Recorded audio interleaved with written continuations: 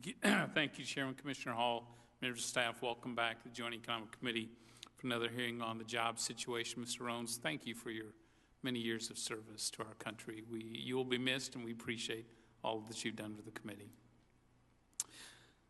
Clearly, today's increase in the number of payroll jobs provided relief to the market, mainly because it exceeded such very low expectations. Certainly nothing to celebrate today. And the unemployment rate fell largely because of 193,000 decline in the labor force. The actual number of employed people in the household survey fell by 38,000. The broader measure of unemployment remains over 16%. And what troubles me is that we have the fewest number of people participating in the workforce than in a quarter of a century. Those are not signals of a healthy economy. 2.5 years ago this month, President Obama signed his historic stimulus bill, promising to jumpstart the economy, restore consumer confidence, and put people back to work. Today, with historic numbers of Americans desperate for work, consumer confidence plunging, the risk of a double-dip recession growing, and the stock market reeling, it's long past time to pull the plug on the President's failed economic policies. I don't fault the President for trying. Lord knows he's thrown every big government solution at this economy. But it hasn't worked as we warned.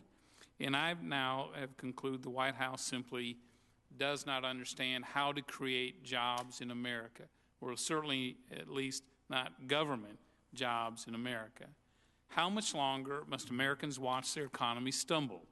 After trillions of dollars in poorly designed stimulus and monetary intervention, must 9% unemployment be the new norm? After all the big government bullets have been spent, how many more years will families and businesses suffer till America enjoys a strong, prosperous economy again? Mr. President, America is fair. It's been patient, more than patient. But after 2.5 years, enough is enough. You've tried and failed to revive this economy. America deserves better than a second-rate economy that's held up to ridicule by other nations. When the economy is headed in the wrong direction, common sense dictates you change course. Instead of threatening to raise taxes on job creators along Main Street, we need to lower the cost of capital, increase business investment that's proven time and time again to create real jobs. Instead of branding companies as somehow un-American for competing in the global marketplace, we should tear down the barriers to sales abroad, reduce the cost of regulation and taxes that place them miles behind at the starting line, and lower the tax gate so an estimated $1 trillion in American profits stranded abroad can flow back home to be invested here in America right now in new jobs, more research, business expansions, and a stronger financial future. Passing the 3 pending trade agreements will create 250,000 new American jobs.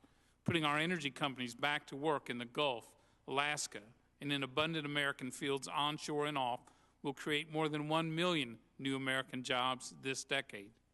Another 800,000 jobs will be saved this decade merely by calling a halt to the President's new national health care law.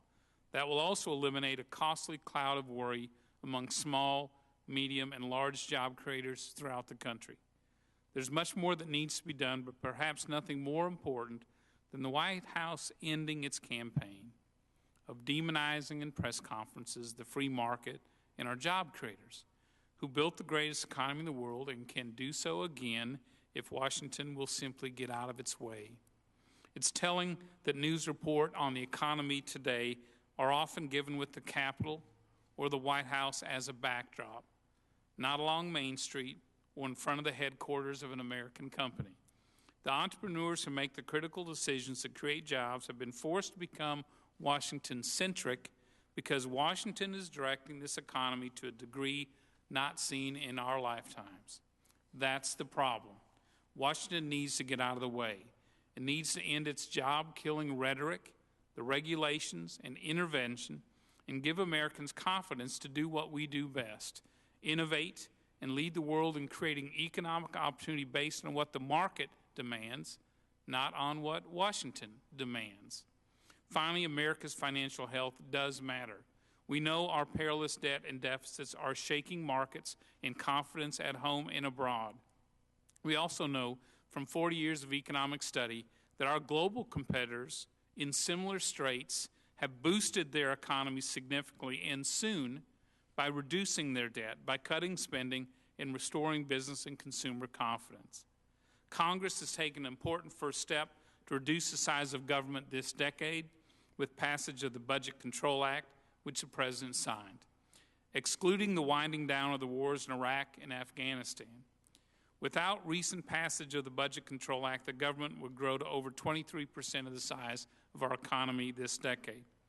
With its passage, the federal government will shrink to 21.6% of GDP this decade. President Reagan began to reduce the size of federal government relative to the economy as well. As federal spending shrank from 22.2% of GDP in 1981 to around 18% in 2001, entrepreneurs on Main Street created 37 million new private sector jobs.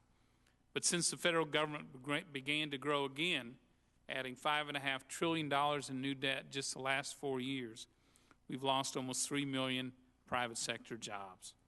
I'll conclude with this. America deserves a strong, growing economy that fully employs our people and is the envy of the world. We cannot do that until we pry Washington's hands off the throats of America's job creators. Our free market economy will create jobs, Mr. President, if we change course today and get government out of the way. Dr. Hall, I look forward to your testimony. One of the areas that continues to trouble me because it's the sign of weakness in the labor market rather than strength is the labor force participation. How many people are actually in the labor force or actively participating? It's declined yet again in July to about 63.9%. This is the lowest since the early 1980s, and it continues to stay there.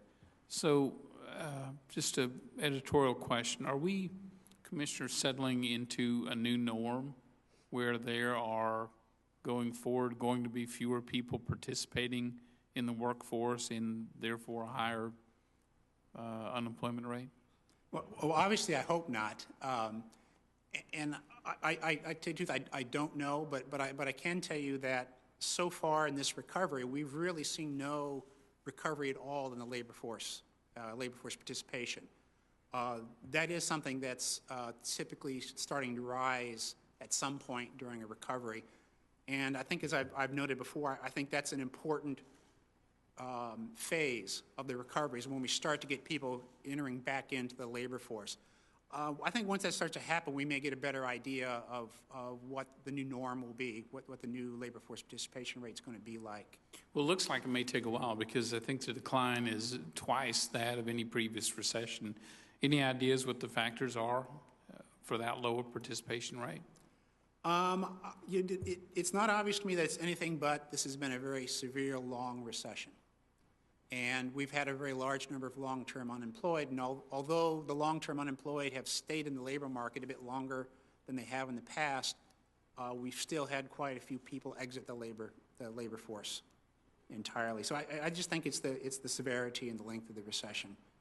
At the current rate this month, for example, of 117,000 net jobs, how, just for the average person back home wondering how long we're going to be stuck in a tough economic times, at the current rate of 117,000 per month, how long would it take to regain the payroll jobs total we had prior to the recession?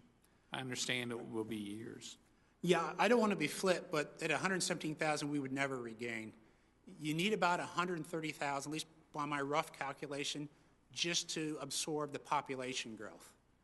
So really, if you're looking in terms of recovery, I think the way you should look at these numbers is how far above 130 we can get, and that's really the recovery.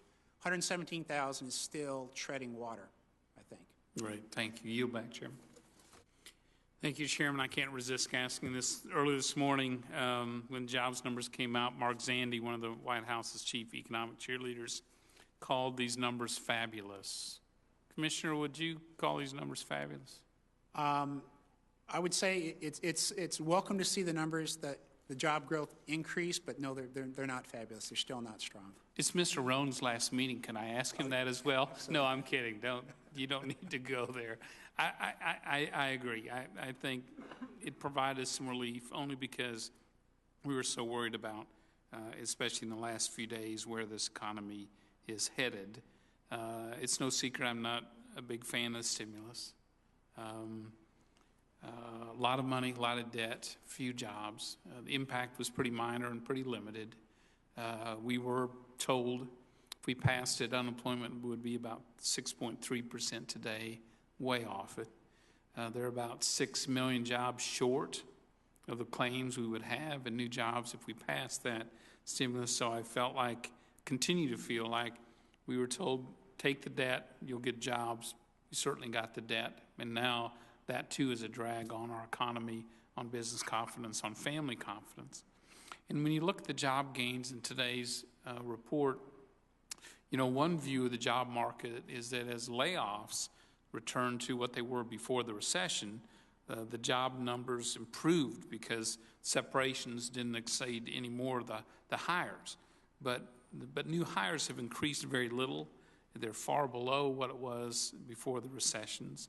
So it seems to me premature to speak of a real job market recovery to begin with, and the meager job gains recently really aren't a surprise. This is an argument that the former Council of Economic Advisors Chairman, Professor Ed Lazier of Stanford, makes, and I agree with that. As you look at this report, Commissioner, is there a way to distinguish between job gains that result from fewer people leaving their jobs and job gains from a sustained increase in hiring? Because they send significantly different signals of the health of our labor market. Now, we do collect data. We kind of call them gross flows, where we look at how many people are exiting jobs, how many people are entering the labor market. And actually, your observation is correct. Most of the improvement has been that the number of people losing jobs has leveled out and stopped going down, but we haven't yet gotten a significant increase in the number of people entering the employed. And the second portion is critical. Yes. And the fact that that is struggling, is that also why we have fewer people in that market, while we, again, had 190-some thousand step back out of the labor market this month?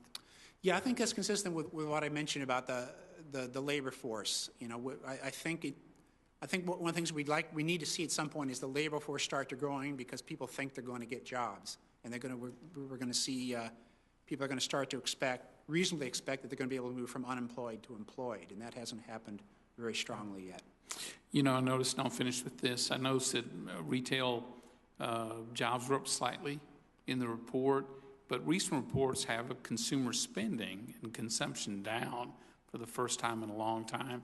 Why is there a mismatch there, or maybe a timing issue because of when the survey was taken versus the latest data on consumer demand? Yeah, there's certainly a timing issue. This is some of the very earliest data we have for July, and this is the start of the third quarter, and the consumer spending numbers are back from say the second quarter. So there is a timing issue there. What kind of seasonal adjustments do you make this time of the year in the jobs report? It sort of depends by industry. For example, in motor vehicle production, there's a pretty good seasonal, because plants often close down in July to retool, and they reopen in August. So there's a part of it there. There's teachers around this time period, June and July. They leave the labor market for the summer, so we have a seasonal there. This last month's seasonal actually was the really big one. That one overall was about 1 million.